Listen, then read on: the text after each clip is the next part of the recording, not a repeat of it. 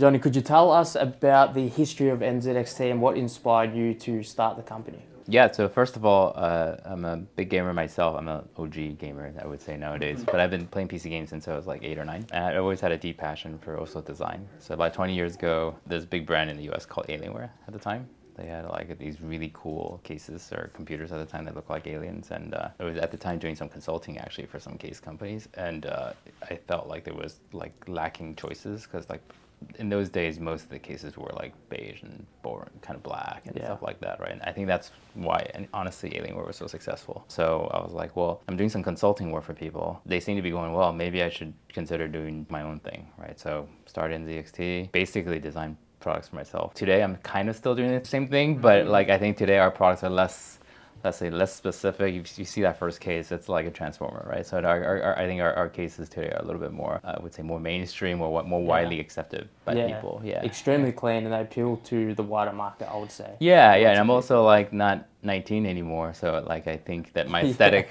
you know, has changed, also matured a little bit, right? And I always feel like gamers, this perception of gamers is like this like RGB and like whatever. It's just, you know, it's like very kind of out there, but like I think gamers also appreciate design. I think. I mean, you're seeing like gamers now that like into like even fashion and stuff like that, right? Like I feel like the companies are making these product shows, so kind of have a design thinking behind them, right? Yeah, for sure. And I guess it's technology at the end of the day. It evolves so quickly. Absolutely. And there's always going to be different people with different opinions. Yeah. So what do you think was like the main factor of why you were so successful and how you grew the company? Yeah, I think part of it is just where it's like super authentic, right? Like it helps like when I'm actual like gamer myself, right? Yeah. So like often when we go design products, we don't have to pretend to imagine ourselves what gamers are like. Like I would say NZXT is not 100% gamers, but we're definitely easily 50% gamers who all play PC games especially, right? So it helps us, I think, understand what the pain points are with the end customer, and ultimately that's our jobs, right? Is to design products for our customers. So I think that's a huge part of it. Obviously, design being one of our original principles, but quality, performance, you know, it's like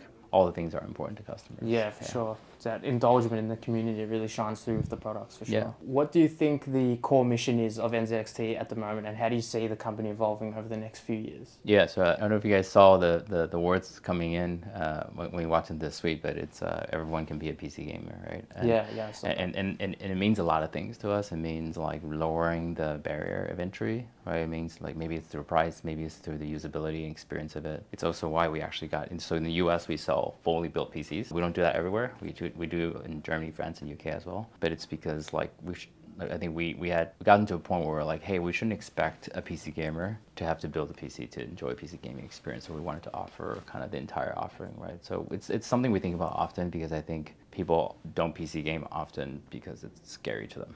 Right? Because there's like so much specs. To your point, it's changing all the time, right? Our job is almost to like demystify PC gaming and make it like super easy, right? Like I don't think it's ever going to be as simple as console, but to the extent we can get super close to consoles, like that would be our job and mission, right? Yeah. Well, I guess it is two very different things, or not so much different, but I guess with the NZXT products, I've definitely noticed that. Like you see, I think Leanne Lee was probably the first to do the daisy chainable fans. Yes.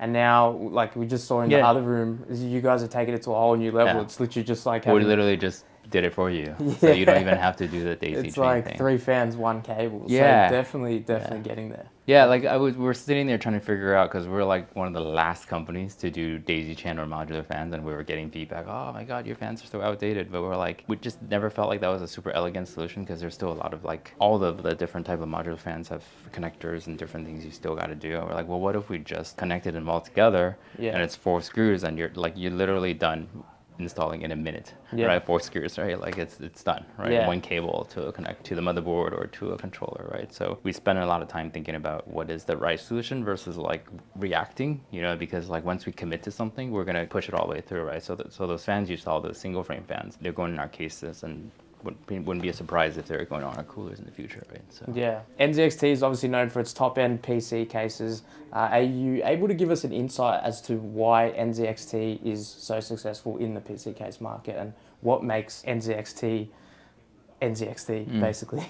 Yeah, I mean, I think it goes back a little bit to like I think we're really connected to the community, so we're constantly listening to feedback. I mean, it helps when you have 20 years of experience in Yeah. one category. That helps. But yeah, like we're a very product-oriented company, so we spend a lot of time, including myself. If you ask me where I spend my time, I probably spend half my time on product stuff.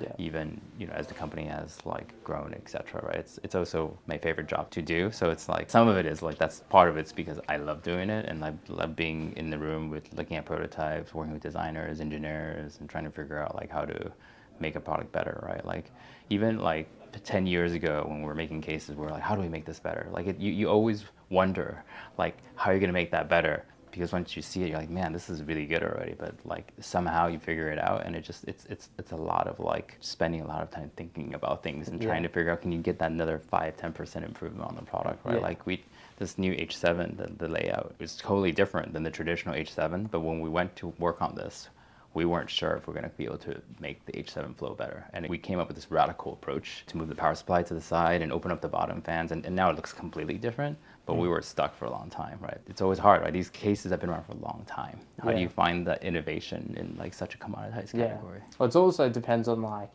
what kind of technology is available as well to be fit into the That's case, right. I guess. Yeah, that's right. So you'd still consider yourself very much part of the design team? Huge. I mean, I won't give up my email, which is, I mean, I feel like I'm going to say it and I'm going to get a lot of email. But, but my email, fair to say my email is not Johnny@NZXT. Okay, I'm just going to say it. Okay, my email is not Johnny@NZXT, or it is, but there's a little bit of filtering because I get a lot of email there. Yeah, of course. But my email at NZXT is actually still NZXT. Ah, okay. And that was like my original email that I've kept till today. So it's very funny because we'll have internal people send me emails to Johnny@NZXT, and it's going through the filter system, and they're like, "What NZXT? What does that mean?" But like, then you get to kind of tell a story why my email is still NZXT. Yeah. No, I guess that's where the passion lies. Then. Yeah. That's and right. it shows in the products, man. The NZXT products look beautiful always. Oh, I appreciate it. Thank you. Yeah. So, what were the biggest challenges when designing the H series case? Like back to H440, or how far do we want to go? I guess just or the current. Yeah, I think that was the hard part, right? The power supply at the bottom, mesh front, radiators at the top, triple fans. It's kind of like that layout has been like optimized by every single brand.